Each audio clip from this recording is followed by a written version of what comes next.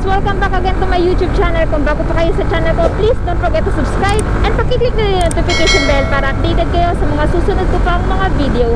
So for today's vlog guys, ituturo ko naman sa inyo paano ba yung proper braking.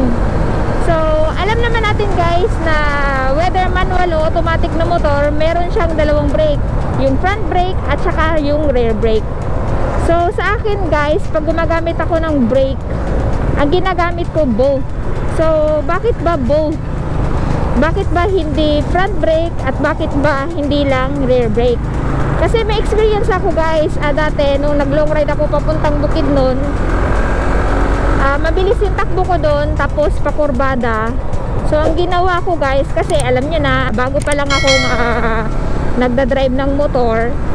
So sa akin, akala ko na okay lang kung gamitin yung rear brake itself at okay lang gamitin yung front brake itself. So yung ginagawa ko guys, dati instead na dalawang brake yung gamitin ko pag nagdadrive ako ng motor, it's either front brake or rear brake yung ginagamit ko. So sometimes guys, pag halimbawa long ride, yan, ginagamit ko lang talaga is yung rear brake. So it is mali. Kasi ang tendency pala noon, pag halimbawa long ride ka, tapos mabilisan yung takbo at pakurbada, 'di ba? Gagamit talaga tayo ng brake niyan.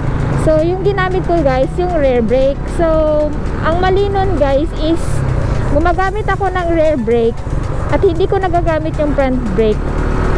Ang nangyari, sumayo yung motor guys sa bilis na takbo, tapos binigla ko yung paggamit ng rear brake ko. As in talagang nasemplang ako yung motor. Tapos syempre ako puro mga galos ganon. So ang na-learn ko guys na dapat pala pag halimbawa magdadrive ka ng motor, parehas yung gamitin mo. So ngayon natuto na ako. So ang ginagamit ko, both brake na. So pag halimbawa, paano naman ma'am if ever both brake tapos mabilis yung takbo mo, paano mo naman gamitin yon? Well, pag halimbawa mabilis yung takbo mo, katulad nito, ganyan, pag gagamit ka ng both brake mo, huwag mong biglain guys. Kumbaga malayo pa lang, dapat magdahan-dahan ka ng mag-brake. Huwag yung bigla, katulad nito, yan. So mabilis yung takbo ko, diba? Magbe-brake ako ng paunti-unti. Yan. Sa 100%, 10% ng brake yung gamitin nyo guys. So katulad nung ginawa ko kanina guys, mabilis yung takbo ko. Syempre malayo pa lang, alam kong dapat nakatansya ka eh, na alam mong makakarating ka doon sa pupuntahan mo na hinto ka na. So at saka isa pa guys, pag magagamit kayo ng both brake, huwag nyong bibiglain ang pagbe-brake. Katulad ng ginawa ko kanina, dapat smooth lang. Halimbawa ganyan, both brake, then ganyan, ganyan. Ganon guys. Kumbaga brake ka, brake, brake, brake, 10% ng brake, 10% ng brake, 10% ng brake. Huwag nyong bibiglain ang pagbe-brake kasi ang tendency niyan guys, pwede kayong matilapon. So ganun ako mag-brake guys.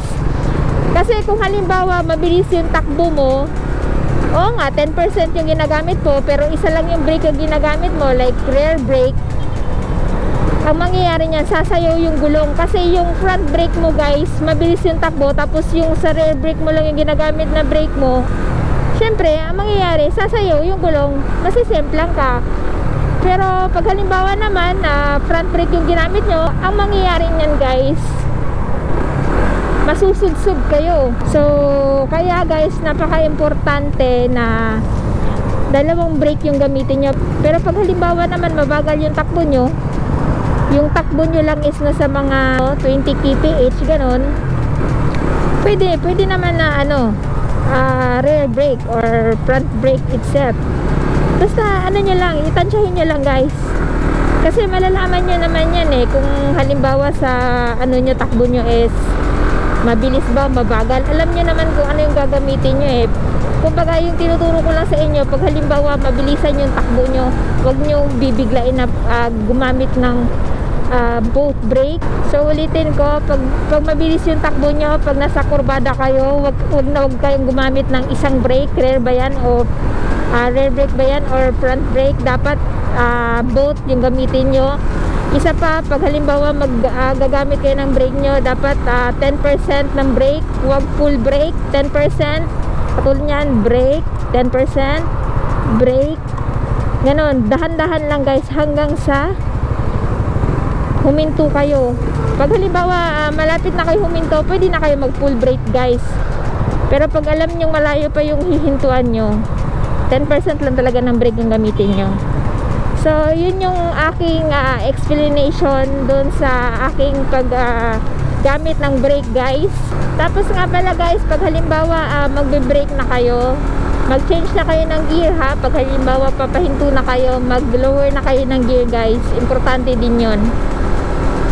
Just to add lang, pag halimbawa maggamit kayo ng brake ninyo, para madali makapag-arangkada yung motor nyo pag mahina na yung takbo nyo. So yun guys, I hope nakatulong tong video na to, lalong lalo na sa mga beginners na natututo pa lang mag-drive ng motor. Practice lang kayo ng practice guys. Palagi ko yung sinasabi sa inyo kasi practice makes perfect. At kung nagustuhan nyo tong video na to, please don't forget to like, subscribe, comment, share, rate it, and God bless.